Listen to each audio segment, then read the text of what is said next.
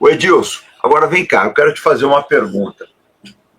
Não é uma ironia que a pessoa que está fazendo todo esse alarde para a reconstrução do exército europeu seja a von der Leyen, que foi quem destruiu o exército alemão? Até que ponto essa turma está vivendo só de retórica, Edilson? Eu acho que, na verdade, é uma reação de retórica apenas, não tem muito o que pensar. Na verdade, quando se iniciou o conflito da Ucrânia, houve uma cena emblemática de uma reunião de todos os seria o equivalente aos ministros da defesa dos Estados europeus, e todos eles foram criticados por serem pessoas desqualificadas para o quadro. Ela é apenas mais uma. A Alemanha ela chegou ao ponto de ter 4 caças Eurofighters em capacidade de operação. Nós tivemos uma fatídica assembleia aqui, uma fatídica reunião, a convocação do então almirante da Marinha de Guerra do Brasil, o senhor deve se lembrar bem, vou lembrar o nome dele agora, porque a minha memória é uma desgraça, em que ele foi falar sobre a capacidade operacional da Marinha, quando foi justificar a ideia do desenvolvimento do submarino nuclear, e ele dizer, temos 4 submarinos, 2 operacionais, 2 parados. E foi relatando aquilo que tinha e o que não tinha na nossa Marinha, para poder dizer, precisamos olhar para o Atlântico Sul e precisamos olhar para a nossa Amazônia Azul.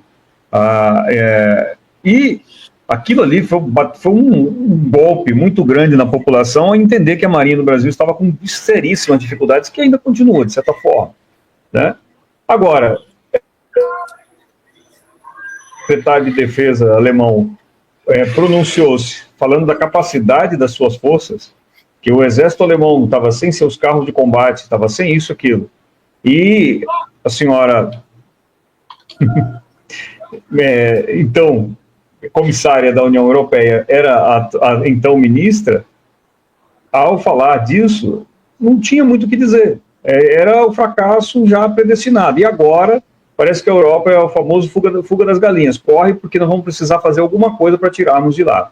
Eu devo lembrar que essa questão da contribuição da OTAN, as nações europeias, elas já haviam se comprometido em várias reuniões da OTAN em aumentar seus orçamentos. Aumentar o orçamento significa investir em defesa. Tá? Há países europeus que eles estão muito longe dos 2% que foi solicitado, 2,5% que foi solicitado. Alguns deles têm 0,7% de investimento do PIB, 0,5% do PIB, 0,6% do PIB. Muito abaixo do que era. Como é que a Europa vai consertar isso? Vai tirar esse dinheiro da onde? Porque essas nações até agora se negaram a financiarem a defesa. Como que vai ser concentrado isso? Bruxelas vai abrir um cartão de crédito agora e falar, comprem aí, depois a gente vê como paga? Não tem como fazer isso. Então, isso é uma grande questão que está no ar. E ela é uma das pessoas que é bastante culpada por isso, porque no mesmo momento em que a Alemanha estava sofrendo um colapso total de perdas de capacidade, a Áustria chegou a ter mais aviões do que pilotos, por exemplo, disponíveis. A Áustria tinha uma quantidade de aeronaves de combate maior do que o número de aviadores preparados para voar, e isso tudo vem colapsando de tempos, não é de agora. O Reino Unido é outro exemplo, muito claro. O Reino Unido não consegue mais fazer nenhum tipo de equipamento militar em solo próprio. A única coisa que salva ainda são as estruturas da BAE fora do Reino Unido. Estão na Austrália, na Suécia, nos Estados Unidos, que ainda conseguem produzir alguma coisa, mas dentro do Reino Unido estão com seríssima dificuldade, todos os equipamentos com problema, com cortes de orçamentos e tudo mais. Por que essa Europa pretende se estruturar? Fica meio difícil, né, acreditar, especialmente com a mentalidade de algumas dessas pessoas, que inclusive desmantelaram o parque militar industrial deles. Quando foi a última vez que a Alemanha produziu um carro de combate Leopardo? Faço um desafio para os nossos leitores procurarem no CIPRE para saber qual foi a última produção do carro Leopardo, para ter uma ideia de como que isto não é um resultado imediato dos problemas, é algo que já vem sendo construído há muito tempo, ou melhor, destruído há muito tempo.